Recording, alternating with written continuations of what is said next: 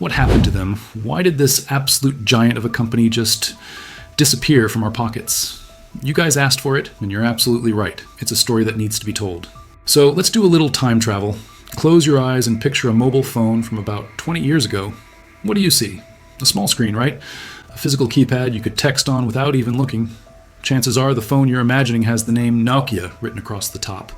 If you're over 30, I'm willing to bet you owned one. Maybe it was the legendary Nokia 3310, one of the best-selling phones of all time, famous for being practically indestructible. But look around today. Who's using a Nokia as their main phone? Probably no one. You might have an old one tucked away in a drawer somewhere, a relic from a different era, but that's about it. So, what on earth happened? The story of Nokia is fascinating because it didn't even start with phones. The company was founded way back in 1865 in Finland. And their first business? A paper mill. Seriously. Over the next century, they grew and diversified, getting into everything from rubber boots and car tires to cables and consumer electronics.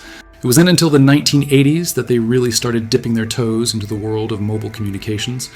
By the late 1990s, Nokia made a huge decision. They decided to sell off all their other businesses and focus entirely on mobile technology. And man, did that bet pay off. It was like a rocket launch. By 1998, they had overtaken Motorola to become the world's biggest mobile phone manufacturer. Their phones were everywhere. They were innovative, they were durable, and they had amazing battery life. Remember playing Snake?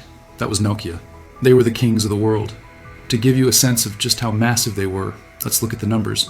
In the year 2008 alone, Nokia sold a staggering 472 million mobile phones. That gave them a global market share of nearly 40%. Think about that. Almost 4 out of every 10 phones sold in the entire world was a Nokia. That is absolute domination. They were on top of the world, seemingly untouchable. But, as we all know, the higher you climb, the harder you can fall. And Nokia's fall was dramatic. The turning point, the event that changed everything, happened in 2007. A man named Steve Jobs walked onto a stage and introduced the world to the very first iPhone. It was a complete revolution. A full touchscreen, a powerful operating system, an app store. It was the future. And what was Nokia's reaction? They basically laughed it off. They didn't see the iPhone as a real threat.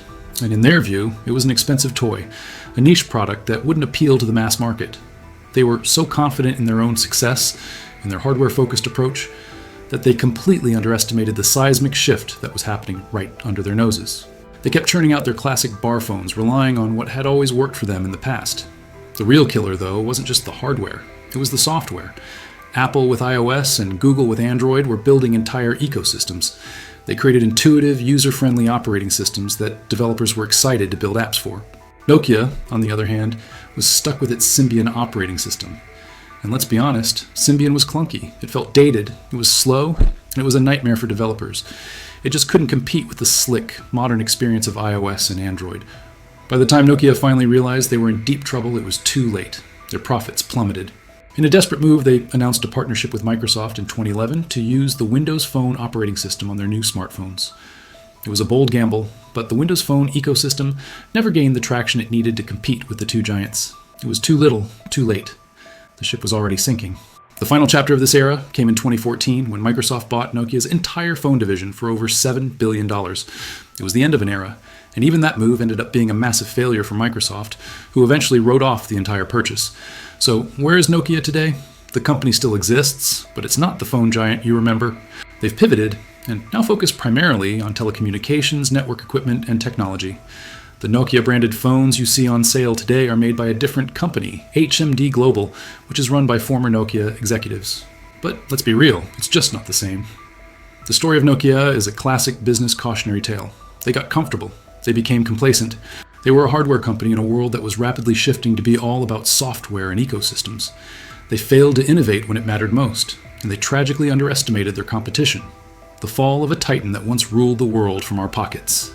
So I have to ask you guys, let me know down in the comments, did you ever own a Nokia phone? And what was your favorite model? More importantly, with the brand making a comeback, would you ever consider buying a Nokia phone again today? I'm really curious to hear your thoughts. Thanks so much for watching, everyone.